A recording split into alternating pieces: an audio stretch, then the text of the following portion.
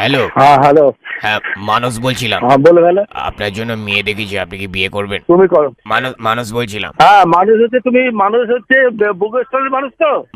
মানস মাইতি। তোমাকে কি কথাবার্তা বলেছে, কি বক্তব্য হয়েছে, এগুলো একটুখানি আমাকে বলতে পারো খোলা করে? তুমি বললে না সেই একটা বেনারসি শাড়ির মতন দেখতে একটা মেয়ে চাই, বিয়ে করবে। হারাম দেখা, উল্টো পাল্টা কথা একটু কম বলো। হ্যাঁ এই মুখ সামলে কথা বলুন দাদা। হ্যাঁ, মুখ সামলে কথা বলবোই। জিপ টেনে বার করে মাকালি সাজিয়ে দেবো। ঘেরে কষ্ট না কেন, তুমি কি বলতে চাও? ঝেড়ে কাছলাম, তুমি আমার কথা ভেবে বিয়ে করে না। শোনো, এই কোন মানুষ বলছো আমাকে সেটা রেক্টিফাই করে। আমি ঘটককে যে চিনলাম না, তাহলে ঘটকালি যে তুমি করছো, ঘটককে আমার তো একটু জানতে হবে ঘটকটা কেমন, তাকে ধুতি দেবো না ছাতা দেবো। আমাকে ঘটক বিদায় একটা নাইটি দেবে। তুমি ঘটক, আর একটা বিয়ে তুমি করো। নায়িকার মতন একটা মেয়ে দেখেছি তোমার জন্য, নায়িকা পুরো। আমার জন্য তোমার একটু চিন্তা করতে হবে কেন? তুমি নিজের জন্য একটু চিন্তা করো না গো। কি দরকার আমার জন্য চিন্তা করা গো বন্ধু? ও বন্ধু, তুমি হেভি কালো হয়ে যাচ্ছ দিনকে দিন। আমার ফর্সা দরকার নেই, আমি অলওয়েজ ফর্সা। আমার অন্তঃকরণ দেখেছো, চিনেছো? তোমাকে দেখলে মনে হয় ছেলে মা কালী। তুমি আমার উপরের রংটা দেখলে, ভিতরের রংটা দেখলে না? ভিতরের রংটা যে আমার ফর্সা যতটা, ভেতরের রং বেগুনি। ওরে হারা, শোনো বাবু চান, ইয়েস। বিয়ে তো মানুষ একবারই করে গো। আমার তো 5টা বিয়ে। নিজে এই দেহটা কদিন আছে, এই দেহটা একটা ক্ষণস্থায়ী, এটাকে চিন্তা করো। তুমি এখনো 2টো বাচ্চার বাবা হবে। শোনো, তুমি কি চিন্তা করো এই দেহটা ক্ষণস্থায়ী, এই নিঃশ্বাসের বিশ্বাস নেই, এখন আছে তখন নেই। তুমি মৃত্যুর দিকে যে আগিয়ে যাচ্ছে, এটা কি একবার চিন্তা করছো? হ্যালো মানুষ। হ্যাঁ মানস মাইতি। বল ভালো শুনছি। তুমি শ্রীরামকৃষ্ণ ডায়লগ ধার করে ঝাড়ছ। আমি কারো ধার করার কথা বলি না। তুমি শ্রীরামকৃষ্ণ ডায়লগ ছেড়ে কথা বলছো। আমি শ্রীরামকৃষ্ণের থেকে কি কোনো অংশে কম আছি? ছি ছি ছি ছি ছি। সেই ছি আবার কি? ছি ছি ছি। সহং সেই আমি, সারা বিশ্ব ব্রহ্মাণ্ড আমার মধ্যেই রয়েছে। আধ্যাত্মিক কথাবার্তা কি? আর সিনেমার কথা বলবে, আমি তোমায় ভালোবাসি, আই লাভ ইউ, এরপর যদি না শেষ হয়। এই দেহ ক্ষণস্থায়ী। হ্যালো, তোমার এই দেহ তো এক্সারসাইজ দরকার। বিয়ে করলে তো একটু এক্সারসাইজ হবে। হ্যাঁ, 7 পাক ঘুরলে একটু এক্সারসাইজ হবে ক্ষণস্থায়ী দেহ। তুমি আরেকটা ক্ষণস্থায়ী দেহর সাথে বিয়ে করো, মেয়ে ক্ষণস্থায়ী। আমি নারী আর পুরুষ আলাদা কিছু ভেদ দেখি না। নারী বলে আলাদা কিছু নেই, পুরুষ বলে আলাদা কিছু নেই। তাহলে তুমি কি আমার দাদুর সাথে বিয়ে করবে? হ্যাঁ। ওনার নাম শ্যামাচরণ ওয়েটস বিভূতি। তুমি নিজেই জানো না তোমার কোনটা গন্তব্যস্থল, কোথায় তোমার যেতে হবে, শেষ পরিণতি কি।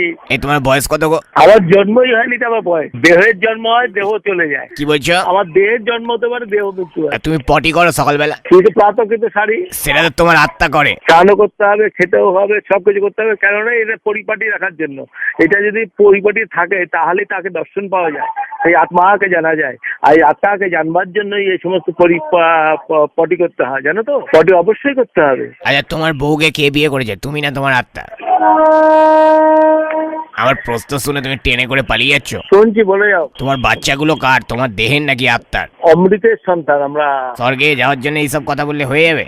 কোথায় স্বর্গ কোথায় মর্ত, কে বলে তা বহুদূর। মানুষের মাঝে স্বর্গ নরক, মানুষের মাঝেই সব। এটাই স্বর্গ, এটাই নরক, এটাই পাতাল, এটাই সব। You understand? এই ডায়লগটা তো তুমি যিশু খ্রিস্টের থেকে ঝেড়েছো। থেকে এসেছি জানো? কোত্থেকে? 90 বছরের এক বৃদ্ধ বিয়ে করছিল। বিয়ে করার পর তার একটা সন্তান হয়েছিল।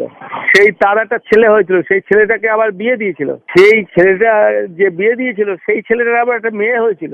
সেই মেয়েটার গর্ভে, সেই মেয়েটার যখন বিয়ে দিল, সেই মেয়েটার গর্ভে যিশু খ্রিস্ট জন্ম।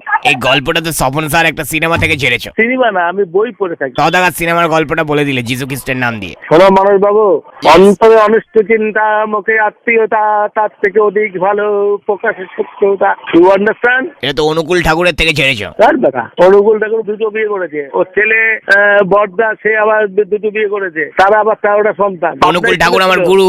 তোমার গুরু হোক, ও হচ্ছে নাম্বার 1 চিটা। রামদেব বাবা হচ্ছে আমার ভগবান। ভগবান কে? তুমিও ভগবান, আমিও ভগবান। সে ভগবান এরা, এই যীশু খ্রিস্ট বলো, শ্রীরামকৃষ্ণ বলো, হ্যাঁ বলো, এদের কার্যকলাপে, হ্যাঁ শ্রীকৃষ্ণ বলো, এদের কার্যকলাপে এরা ঈশ্বরে পরিণত হয়েছে। তাই এদের ফটো নিয়ে আমরা পুজো করি। এই কথাটা তো উত্তম কুমারের একটা সিনেমা থেকে ঝেড়েছো। কুমারের মাথায় কিছু আছে? সব সিনেমাগুলো দেখে দেখে ডায়লগ গুলো দিচ্ছ। ভয়ে চুপ হয়ে গেলে তো, ডায়লগ সব ধরে ফেলেছি সিনেমার। তাই চুপ হয়ে যাবে কেন?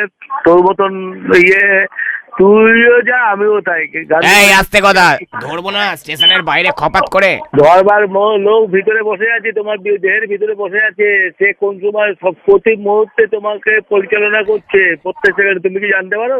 এটা মমতা ব্যানার্জির কথা লাস্ট ব্রিগেডে বলেছিলেন উনি। ভুলভাল লোকে ঝেড়ে গেলে ভালোই চলছে। তোমার কাছে আত্মা মানে কি? আত্মার সাথে পরমাত্মা মিলনটাই হচ্ছে আত্মার বৈশিষ্ট্য বা কাজ বা কার্য। এটা তো সচিন টেন্ডুলকার বলেছিলেন 100তম সেঞ্চুরি করার পর, সেটা থেকে ছেড়েছো। ব্যাট আর বলের আত্মার মিলন। তোমাদের মাথায় কিছু আছে? Happy today star